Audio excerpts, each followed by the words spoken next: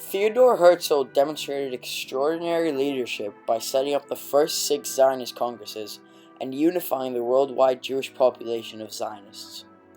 He devoted the last 9 years of his life to this goal, publishing 2 books on the subject, lobbying Jewish philanthropists and public figures, as well as world leaders and financiers, and creating an organizational framework for the Zionist movement. His efforts ultimately resulted in the creation of a safe haven for the Jewish people, the State of Israel, in 1948. Born in 1860, Theodor Herzl was raised in a traditional Jewish family residing in Budapest, Austria-Hungary. Herzl was a bright child and started his schooling in a Jewish elementary school. He sent articles to be published in the local newspaper at the mere age of 10. Herzl was schooled in the German culture, which he very much appreciated, sometimes seeing himself more as a German than an Austro-Hungarian. As a child, Herzl was very much a dreamer from the very start. He grew up with one older sister who was a year older than him, and he grew up very close with his grandparents as well. And his grandparents were religious, his father's parents, but his father was not, and so Herzl was not raised religious, but he did have a strong connection to Judaism. He understood what it meant to go to synagogue, to be involved with the Jewish people. And for Herzl growing up, and as he developed his own Jewish identity, he developed it separate from the religious aspect, which very much explains a lot of how he viewed things later on. And when it comes up later, his interactions with different groups of Jews, you can see that his perspective of what your Jewish identity is was different than some of the other people, prominent Jewish figures at the time. Herzl soon graduated from high school and moved to Vienna, where he attended university. It was while he was in law school in the Habsburg Capital University that he encountered direct anti-Semitism. Herzl belonged to a fraternity named Albia, which worshipped a proud anti-Semitic writer and rewrote their code of conduct to have no Jews allowed. Although Herzl was not exactly the most devout of Jews, he knew that this was wrong, and wrote a letter to the fraternity stating that he no longer wanted to be a part of it. He then went to Paris to work as a journalist for a Viennese newspaper named Neue Freie Presse. It was in Paris where he witnessed Alfred Dreyfus, a French artillery officer, being falsely accused and charged with treason. Anti-Semitic chants rang through the streets of the French capital, and in an inexplicable burst of energy, he decided to take action against this growing culture of hatred towards the Jews. In the absence of any outstanding leader of the Zionist movement, Theodor Herzl realized that he would have to assume this responsibility. Despite being surrounded by people who doubted the possibility of making this dream of a state for the Jews a reality, Herzl was convinced that it was an achievable goal. "If you will it, it is no dream," he said. Now, what propelled him to there, it's easy to look at the Dreyfus Affair as being the starting point. However, I think that the Dreyfus Affair was a turning point. Herzl had witnessed anti-Semitism in his life previously. He was part of a fraternity in law school called Albia, and he was very proud to be part of this, very high up fraternity, welcome and being part and recognized for his achievements and his belonging with all the other people. And they celebrated this writer who was very anti-Semitic, and they rewrote their charter saying no Jews allowed. And Herzl wrote a letter saying, "I will not be associated with you." That was it. And so even though he wasn't religious, he felt strongly that being Jewish, you should be proud of your identity. And so Herzl's greatest skill as a leader was his ability to unify a widespread and disparate population of Zionists in a concerted effort to make their dream of a homeland for the Jewish people a reality. Theodor Herzl believed that the only way to allow the Jewish people to be taken seriously was to unite them and secure them a homeland of their own. The plan would seem mad enough if a single individual were to undertake it, but if many Jews simultaneously agree on it, it is entirely reasonable, and its achievements present no difficulties worth mentioning, Herzl said. This attitude of Herzl's shows great vision and courage, which are vital qualities of an effective leader.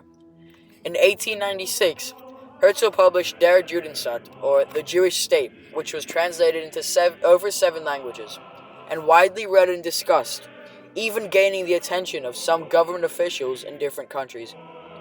The book, as well as Die Welt, a Zionist weekly that he founded, gave the Jewish people belief that one day, the ultimate goal of having a state of their own would become true. That I think the most significant thing that he did for the Zionist population is that he brought them together and created a connection from one little group on the side to the bigger group in the middle, and he was that string that tied them all together and that brought them all together, and that they all felt like they had in common, because even if they disagree with each other, there was this man there who said, okay, you think this way and you think that way, but we're going to all talk together and we're going to find a solution and we're going to keep working to solve all the problems. Herzl's remarkable powers of organization allowed him to take overall control and personal responsibility for making the Zionist Congresses the successful endeavor that they became. With Herzl leading the Jews, the dream started to become a potential reality, with the first Zionist Congress being held in Basel, 1897. Herzl personally hand-wrote and mailed every single one of the invitations to the Congress. Topics such as the national anthem for the state, an update on different Jewish communities in various countries, the Jewish National Fund was created, and a literary committee was set up to help promote Hebrew literature. Herzl was an effective leader because he had a clear vision and passionate belief in the necessity of an official organization that could represent the Jewish people in the world.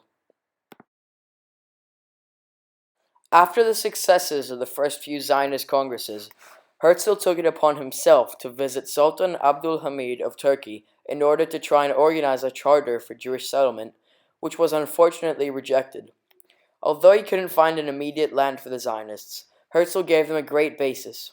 The fact that Theodor Herzl was willing to travel and sail to different points of the world shows his devout dedication to the cause of finding and founding a state for the Zionists. Without Theodor Herzl's dedicated leadership, the State of Israel may never have been created. The overall success of the Zionist Congresses was massive for the Jewish population in Europe and in the Americas. Although Palestine did not formally become theirs until the late 1940s, Herzl had immediately developed political Zionism. This was an organized Jewish entity that operates as a legitimate player in the global political arena. Without this persistence from Theodor Herzl to constantly try to create a state for the Israelites, there may have never been a state to this day. His mentality and passion for the Jewish people has set an example for leaders of the state, such as current Prime Minister Benjamin Netanyahu, and for the Israeli people as a whole.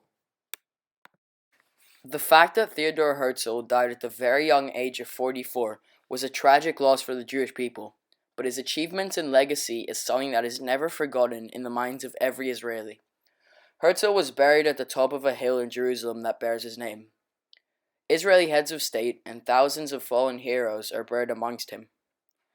Seeing as this site hosts Israel's independence ceremony, as well as former Prime Minister Yitzhak Rabin's memorial ceremony, shows how prominent he is in the minds of the nation. The legacy of Theodor Herzl will never be forgotten in Israel and around the world.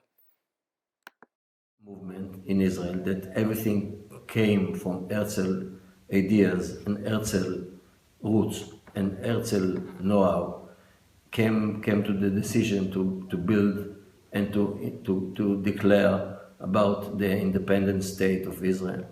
So this is everything came from Israel, from Herzl. Everything came from the first Congress in the end of the 19th century, and all the everything that built in Israel and came according to Herzl legacy and Herzl speeches and Herzl books and Herzl lectures.